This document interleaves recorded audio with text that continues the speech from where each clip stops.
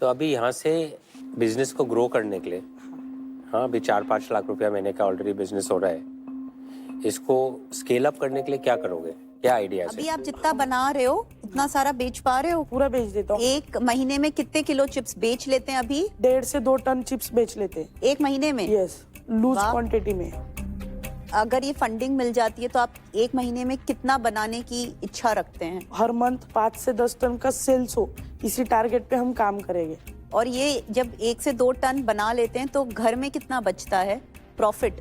Profit अभी तो देखो मार्केट में मैं अगर उस मैन्युफैक्चर से ले रहा हूँ तो मुझे 160 रुपये पर केजी रेट दे रहा है। अगर मैं किसी को उस रेट में उससे ज़्यादा रेट में दूँ तो वो डायरेक्टली मैन्युफैक्चरिंग से ले लेगा। तो इसमें मैं अभी सिर्फ 10 रुपये कमा रहा हूँ पर केजी के हिसाब से। अगर मेरा खुद का मैन्युफैक्चरिंग यूनिट हो जाए तो मेरी कॉस्ट 90 से 110 आएगी। अगर आपकी कंपनी में इन्वेस्ट करते हैं और कल आप कॉलेज चले जाओ तो कंपनी कौन चलाएगा?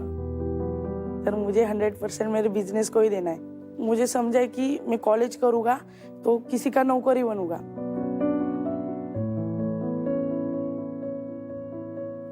मुझे सैलरी कितनी भी हो बट मैं किसी का नौकरी बनूंगा। दोनों ही चीज करना चाहिए। हाँ नहीं, मैं अभी 12th भी कर रहा हूँ साथ। एजुकेशन भी इम्पोर्टेंट रहता है। यस। अच्छा बेटा, एक बात बता, तू इतने छोटे उम्र में तूने ये कैसे चालू किया? सर मुझे मतलब बचपन से मेरे पापा की भी इच्छा थी कि पापा को भी बिजनेस करना था बट पापा कर नहीं पाए। मेरे क्यों? पापा की डेथ हो गई।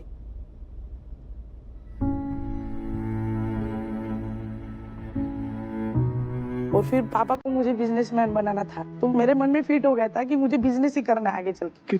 कितने बड़े थे आप? मैं तब 9 साल का था।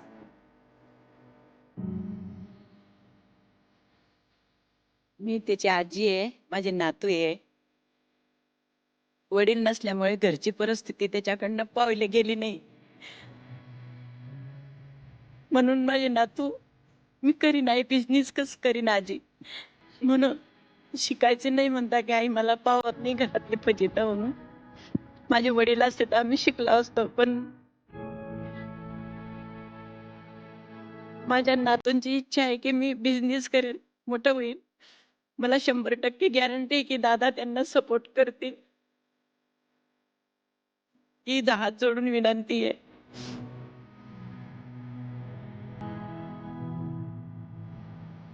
मेरे पिताजी भी 9 साल की उम्र में ही निकले थे एंड प्रॉब्ली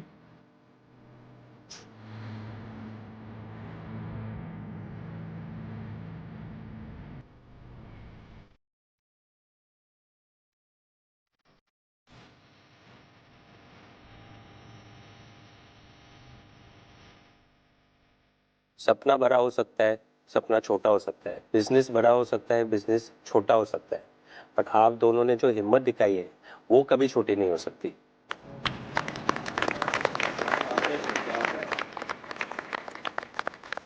दुर्गेश आपकी मतलब स्टोरी सुन के बिल्कुल मतलब दिल भर आया। आज यही भारत की पहचान है कि ये जो बिजनेस का कीड़ा है वो हमारे सिटी सिटी में गांव गांव में फैला हुआ है। सॉरी, आपका क्या नाम है? साई। साई। तो आप कौन सी क्लास में हैं? मेट। और आप तो आगे पढ़ेंगे ना, हो आगे पढ़ूंगा है ना? और भाई को भी सपोर्ट भाई को भी सपोर्ट करेंगे, आगे भी पढ़ेंगे। शाबाश।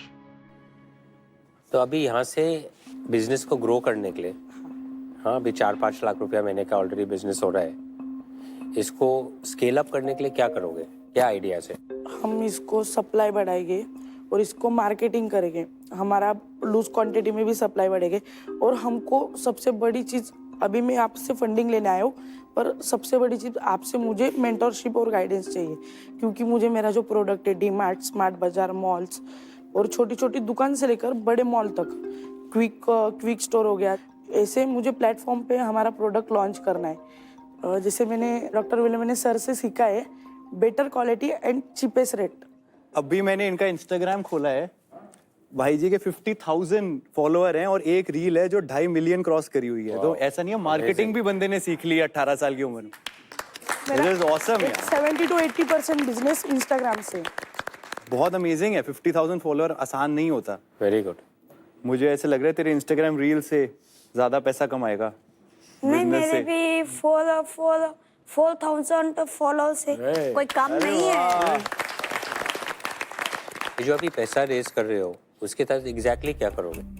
उससे हम जो हमारा 30 to 35 lakhs मशीनरी का बजट बना है वो रहेगा। और मुझे आपसे एक सजेशन लेना था, एक हेल्प लेनी थी। मैं जगह सोच रहा हूँ रेंट से लूँ या खुद की लूँ। रेंट का ले लो, अभी तो खुद रेंट का ही मत लेना लो। चाहिए। हाँ, अभी तो पैसा रेंट का- बनाओ, खुद का ले लो। और बाकी पैसा बाकी हम जो अभी जगह लेंगे तो उसका डिपॉजिट, रेंट पर ईयर का, और वहाँ पे कंस्ट्रक्शन होगा। कंस्ट्रक्शन के लिए कम से कम 8 से 10 लाख लगेगा। पैकेजिंग मटेरियल के लिए 10 लाख लगेगा, और रॉ मटेरियल के लिए स्टार्टिंग में हम क्रेडिट पे ही उठाएंगे तो फिर भी 5-1 लाख रुपए जो जिसको थोड़ा बहुत पैसा देना होता है। और बाकी मतलब सैलरीज वगैरह वो सब मिला के 5-6 लाख रुपए लगेगा, और बाकी जो पैसा हम बैकअप के लिए रहने देंगे। और ये जो फैसिलिटी बनाओगे मैन्युफैक्चरिंग की, उसमें कितना कैपेसिटी बनेगा? कितना इस मैन्युफैक्चरिंग से कितना बिजनेस बन सकते हैं महीने का? महीने का हम ट्राई करेंगे कि 60 से 70 लाख बने, मतलब महीने का? रेवेन्यू। महीने, एवरी मंथ? हाँ। और इस रेवेन्यू पे प्रॉफिट कितना होगा? प्रॉफिट 20%, 18 से 20%। आपको 10वीं में कितने मैथमेटिक्स में मार्क मिला है? मैथमेटिक्स में मुझे 82 था। आई थिंक मैथमेटिक्स स्ट्रांग रहता है ना, तभी ये सब नंबर इस उम्र पे ही पकड़ सकता है। Business is all about numbers. Numbers नहीं पता तो फिर मैथ हो या ना हो, बिजनेस नंबर सिखा देती है।